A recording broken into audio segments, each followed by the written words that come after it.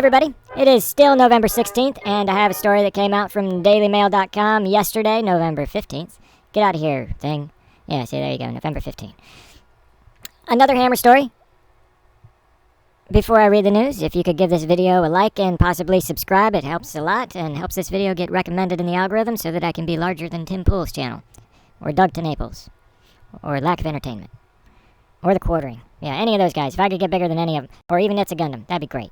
So, Putin's leading female propagandist defends sickening sledgehammer execution after Wagner mercenary chief praised defector's murder and called it a dog's death for a dog.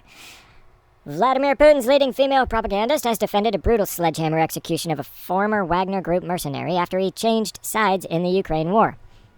Any attack with a hammer versus when we get down to this, if you hit some dude over the head with a sledgehammer, it's probably pretty brutal and messy.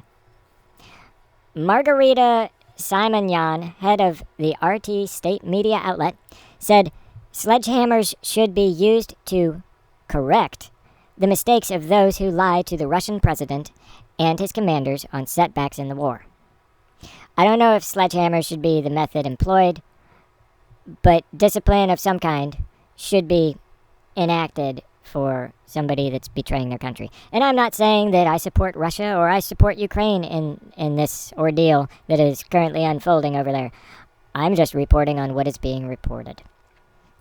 All right, so her comments come after Yevgeny Nuzin, 55, had his head taped to a brick wall and was beaten to death with a sledgehammer last week when he was recaptured by his former colleagues in a harrowing ordeal that was filmed and circulated on the Telegram messaging app. Dude had his head taped to a brick wall and then got it smashed by a sledgehammer. He will never mislead Putin again. That is the result of that. Yevgeny Prigozhin, sounds like a drug. Yevgeny Prigozhin, a close ally of Putin and founder of the infamous mercenary group, praised the defector's execution and said that a dog receives a dog's death in response to the clip. Simonyan also sought to defend the sickening execution. Well, that's opinion. The execution, saying that officials lying about the war to Putin should be targeted with sledgehammers. Basically saying, don't lie to your superiors and you won't get a sledgehammer. I can understand that. You won't face a firing squad. This is a bit more gruesome and terrifying, I'll give you that, than a firing squad or a hanging or a lethal injection or whatever. But I bet you it's over pretty quick. She and other Putin loyalists argue that Russia's failures on the battlefield are due to the commanders being given the wrong information by officials. So lie to your boss and you get a sledgehammer. Any person has the right to make a mistake, but the person has no right to lie, Simonyan said. Until such people get banged on their hands or their head very painfully with a sledgehammer, as they do on the internet now, these mistakes will hardly be quickly corrected, she said on the Russian state media channel Russia 1. What kind of internet is she watching? I'm totally confused by that. I mean, the video that the mercenary group put on the WhatsApp and sent around, that's on the internet. Is that what she's referring to? And this wasn't an incident of hands or kneecaps. This is the dude. Yeah, I'll put him on the screen for a second. I know I talk fast sometimes. Okay. This is a still taken from the video published on the Telegram. Oh, Telegram. I said WhatsApp. Telegram shows Yevgeny Nuzin moments before his brutal extrajudicial murder by pro-Putin Wagner private military company, the mercenary group. Okay, so Simonyan also defended Wagner chief Prigozhin, who had described Nuzin as a traitor and a dog. Okay, she said she had known Prigozhin for many years, longer than my husband, and insisted people who had not been to the war were not entitled to an opinion on such barbaric acts. In order to judge, to ponder, or to venomously condemn what's happening in the war, one must spend time at war, Simonyan, who did not watch the video, said. It's funny how they stuck that in there. While saying she did not justify or welcome such horrendous executions, she then claimed, I am saying a different thing. That the only person who can judge this would be the person who's been in that skin. Go to war. Then you will have the full moral right to ponder about this or anything else about this war. It comes after Prigozhin, who had been sanctioned by the U.S. and European nations, said in response to Nuzin's execution, Nuzin betrayed his people, betrayed his comrade, betrayed consciously. Nuzin was a traitor, Prigozhin, who is often referred to as Putin's chef, due to his past reputation for providing the Russian president with catering services. So imagine that, going from a caterer to the top mercenary group in Russia. That's a big jump. The mercenary was a convicted murderer and was serving a 24-year sentence when he was plucked from prison and hired by the Wagner Group, the mercenary group, to deploy to Ukraine in an effort to bolster Putin's faltering war effort. In the toe-curling footage which emerged on Telegram last week, Nuzin was shown standing with his head taped to a brick wall. He said he was knocked out and abducted in Kiev on November 11th.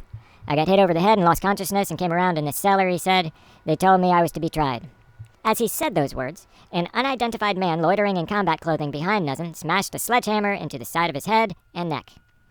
Nuzin collapsed onto the floor, and the man delivered another blow to his head. The video was posted on the Grey Zone Telegram channel, which is thought to be linked to the Wagner Group under the title, The Hammer of Revenge. It's revenge because they may have lost some of their allies, their friends, their military brothers, in part due to Nuzin betraying them. Lots of Russians have died because Nuzin lied to people, sort of thing. Ilya Nuzin, 31, said he was killed without a court investigation, killed like an animal. The man wanted to live. He wanted to get back to his family. Ukrainians, you gave him away to our men, to those who are an illegal armed formation, Wagner, who were waiting for exactly a case like this one to execute them. You gave them away to... She's mad at Ukrainians for betraying him and exposing him, and to them, to those who are an illegal armed formation. I don't know. It doesn't make a whole lot of sense in maybe something's lost in translation. I don't know. But it sounds like she's mad at both sides. They were waiting for something like this to execute him. I don't know. I can only say one thing. Our men are fascists, but theirs are just the same. So Russians are fascists, Ukrainians are fascists. Everybody's a fascist. Everybody's a fascist. Nuzin's second son, Nikita, 28, said, even animals aren't killed like this. In addition to... animals aren't set up in a firing squad or normally hanged. I mean, getting shot behind a shed, I wouldn't call that a firing squad. That's not an honorable death, you know. Okay, in addition to referring to Nuzin as a dog in response to the video, Prigozhin also quipped, excellent directorial work. I hope no animals were harmed during filming. Oh, this is the caterer. He's now 55. Okay, let's see if that's the end of the thing. I don't want to hover on the pictures, and I'm glad that one didn't load, probably. Samanyan defended Prigozhin and his Wagner Group after the horrific footage emerged of the execution. She said, if it wasn't for Wagner, there would have been a lot more deaths, many more mobilized, there would have been a lot more crying wives and children. And these would have been you. You would have been those wives. It would have been your crying children. It would have been your sons going to the front and dying there. This is obvious. This is simple math. Nuzin was reported to have defected soon after arriving on the front line. In September, told a journalist he felt like cannon fodder and had decided to surrender as some of his family live in Ukraine. They knew about him since September, and it is now November. Nuzin was jailed in '99 for murder and wounding a second victim and had been serving his 24-year sentence in a prison in the Ryazan region to the south of Moscow. He was released after a visit by Prigozhin, but is reported to have quickly become disillusioned. They are recruiting prisoners to serve as mercenaries. Maybe they saw that in that Birds of Prey movie. I don't know. Speaking to a Ukrainian journalist, Yuri Butasov, I'm going with Butasov. Speaking to a Ukrainian journalist, Yuri Butasov, in September after he defected, he said, we were training for 7 days. The 7th Squad was an assault unit. I don't even know how to explain the task of assault squads. I realized for myself. Cannon fodder. You do something wrong, they zero out. It's called a firing squad. Well, not exactly. He added that he could not face fighting against his relatives who live in Ukraine. He is thought to have married while in jail and has 2 sons, both of whom serve in the Russian army. Oh, this gets so much worse. As the war has raged on, inmates in Russia's prisons have been offered the chance to join Wagner and fight on the front line in Ukraine in exchange for reduced sentences. The group has threatened to execute deserters and traitors, despite the fact these extrajudicial killings are illegal under Russian law. Well, it's a wartime scenario. Apparently, certain laws don't matter. Okay. Former Putin speechwriter Abbas Galyamov said the footage would damage Prigozhin, who is said to want to become Russia's defense minister. People would not want to see a person organizing public medieval executions in power, he said. He also did a very bad service to the regime with that. So, yeah, no matter what you do, somebody's going to find out with it. I just think it's,